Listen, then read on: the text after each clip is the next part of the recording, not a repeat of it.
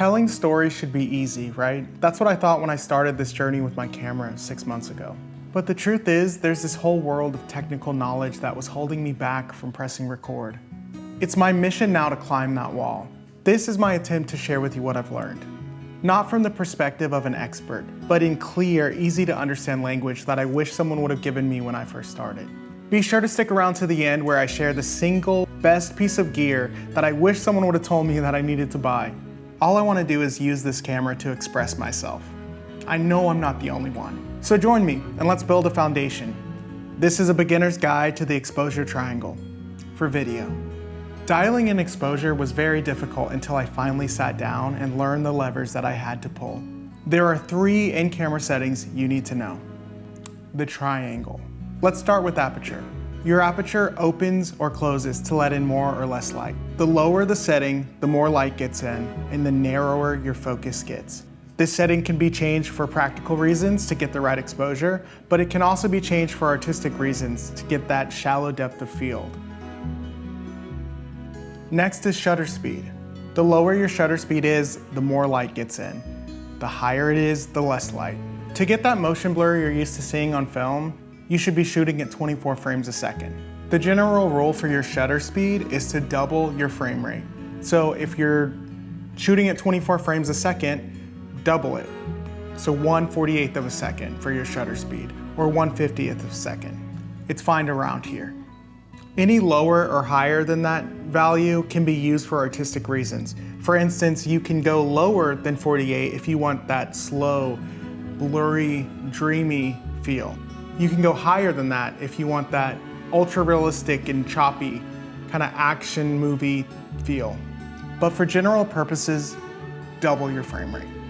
So as you can see, your aperture can vary from shot to shot depending on your artistic reasons or to help you dial in your exposure. But shutter speed should generally be locked to that 1/48 or 1/50 setting. The ISO setting is kind of hard to understand, at least it was for me. From what I've learned, what it does is it brightens or darkens the video signal in camera. Think of it as like a volume knob, but for light. So that's great, right? Just raise your ISO until you get the right exposure. Now, hold on a minute. What you need to know is that the higher your ISO goes, the more noise you're gonna get. That messy, grainy, low quality footage. We want to keep this ISO setting as low as possible while still properly exposing the footage. Each camera is different, so you need to figure out what each ISO level looks like on your camera. Some cameras, higher ISOs are going to be more usable than others. Okay, so now that we know the levers that we can pull, how do we know if we're properly exposed? Let me introduce you to 2 of the greatest tools that I never knew that I needed before. Immediately pause this video, go into your camera settings, turn on 2 settings, histogram and zebras. The histogram is a graph that shows the pixels in your image. On the very left side is pure black, on the very right side is pure white. The goal here is not to worry about how high your peaks are, it's to constantly be monitoring the left and the right side. If things are too bunched up on the right side, your highlights are going to be overexposed, meaning they're going to clip. All that data in those pixels are gone. Cannot recover it. Same thing for the left side. If things are bunched up on the left side, your shadows are going to be pure black. Doesn't matter how much you try to raise it in post, that detail is gone forever. It took me honestly a couple of weeks to get the hang of what I was actually looking at. You need to interpret the data. So you might be shooting a very dark scene, all your pixels are going to be bunched up on that left side. Does that mean you're not properly exposed? Well, not necessarily. And there also might be situations where you don't mind if the data is gone in your shadows. You might want that dramatic, high contrast look. Also, you might be okay with overexposing your highlights if you're exposing for someone's skin tone. You want to make sure their face looks the best. You don't really care about that window back there. So just remember, use it as a guide, as a tool to help you make the right decision. The more you use it, the better your eyes are going to get at interpreting the data. Zebras are your guardrails. Zebras are these striped lines that show up when areas of your footage go past a certain level of exposure. You can actually set that level in camera. I've heard people set this number differently What has worked for me is to set it at 95. At 95, I know that my highlights are just about to be overexposed. Bring it down just enough to where there's no zebra showing. I know my footage is good. My highlight data is there.